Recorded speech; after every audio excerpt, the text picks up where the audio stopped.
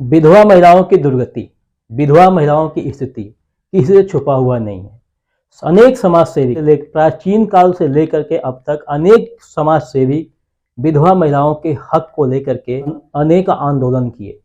इसी में एक समाज सेवी थे ईश्वर चंद विद्यासागर जी ने, जिन्होंने 16 जुलाई 1856 में अपने बेटे का विवाह एक विधवा महिला से किया, क्योंकि 16 जुलाई 1856 से पहले किसी भी विधवा महिला को पुनर्विवाह करने का अधिकार नहीं था। तो दोस्तों, आज की वीडियो में हम यही जानने का प्रयास करेंगे कि एक विधवा महिला का क्या क्या अधिकार है। वर्तमान में न्यायपालिका ने और संविधान ने जो विधवा महिलाओं के लिए अधिकार दिया है वो क्या क्या है, आखिर विधवा महिलाएं क्यों दुखी हैं, रीजन क्या है कि इतने अधिकार होने के बावजूद भी विधवा महिलाएं दुखी हैं। तो आज की वीडियो में हम यही सब चीज जानने का प्रयास करेंगे।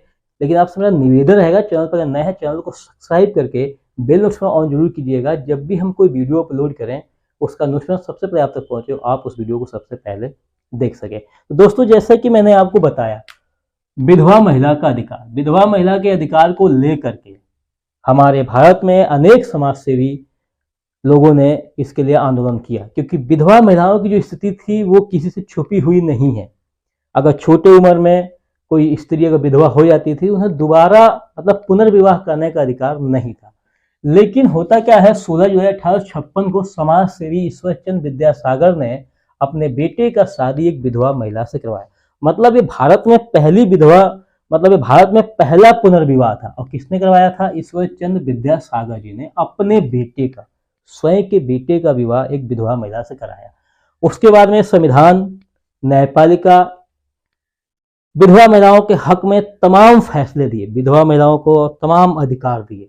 लेकिन उसके बावजूद भी देखा जा रहा है कि विधवा महिलाओं की जो स्थिति है, जो कंडीशन है, वो काफी खराब है। खराब होने का क्या रीजन है ये मैं आपको बताऊंगा, वीडियो के अंत तक बने रहिएगा।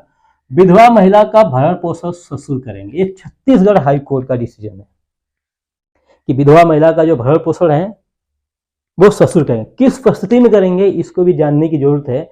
जैसे अगर कोई विधवा महिला है और उनको जो सास ससुर के द्वारा संपत्ति दी गई, अगर उस संपत्ति से उनका खर्चा नहीं चल पा रहा है, मतलब उनका भरण पोषण नहीं हो पा रहा है, तो इस कंडीशन में विधवा महिला अपने सास ससुर से यानी अपने ससुर से भरण पोषण का मांग कर सकती है। कंडीशन साफ है यहाँ पे। अगर संपत्ति देने के बाद में एक विधवा महिला का जीवन संपन्न है, अगर उनका खर्चा सही से चल रहा है, कोई दिक्कत नहीं आ रही है, तो इस कंडीशन में वो अपने सास ससुर से संपत्ति मतलब भरण पोषण नहीं मांगेंगी। अगर नहीं चल रहा है तो मांग सकती है। ठीक, अब आता है दूसरी शादी के बाद पहले पति की संपत्ति में अधिकार।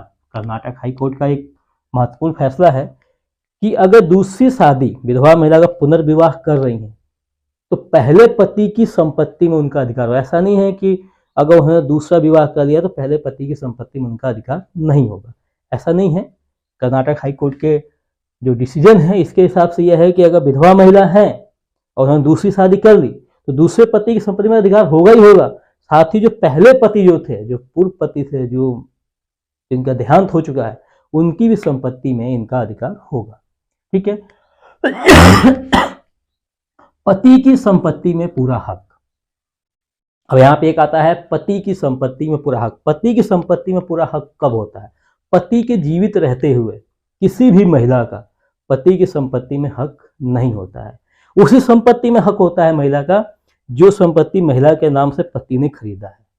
लेकिन अगर सभी संपत्ति पति के नाम से है, अब उनकी स्वयं अर्जित संपत्ति है या उनकी पैतृक संपत्ति है, तो तब तक उसमें महिला का अधिकार नहीं होगा जब तक कि उनके पति जीवित है, या अपने जीवित रहते अगर वसीयत कर देते हैं, वो एक अलग की बात है, तब तो उनका अधिकार होगा ही होगा।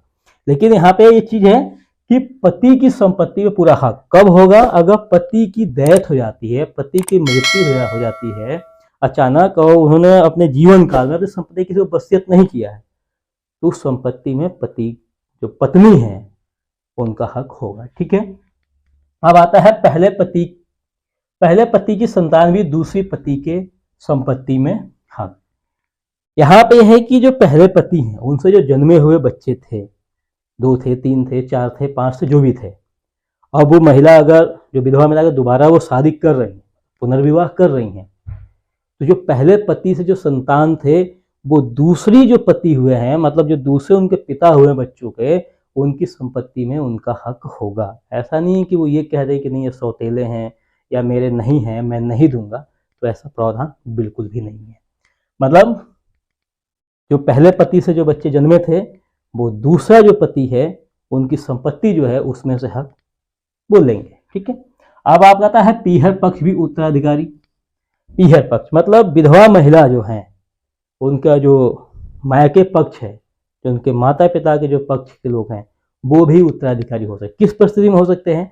जैसे अगर कोई महिला है, अगर उनकी मृत्यु हो जाती है बगैर वसीयत किए हुए किसी भी संपत्ति का, और जब संपत्ति का अगर वो बगैर वसीयत के जब उनकी मृत्यु हो जाती है, जो उनकी संपत्ति है, अगर उनके बच्चे नहीं हैं या उनके पति नहीं है, तो उस जो संपत्ति है उस संपत्ति के जो उत्तराधिकारी होंगे वो उनके माता पिता पक्ष के लोग होंगे। ठीक है, ये चीज आप यहां तक समझ चुके। ये जो पक्ष होगा मतलब मायके पक्ष के लोग जो है उसमें उत्तराधिकारी होंगे। अब आपका यहाँ पे एक चीज आता है कि जब इतना अधिकार हमारी न्यायपालिका ने दिया है विधवा महिलाओं के लिए, तो फिर भी विधवा महिलाओं की कंडीशन क्यों खराब है, क्यों इनकी स्थिति खराब है?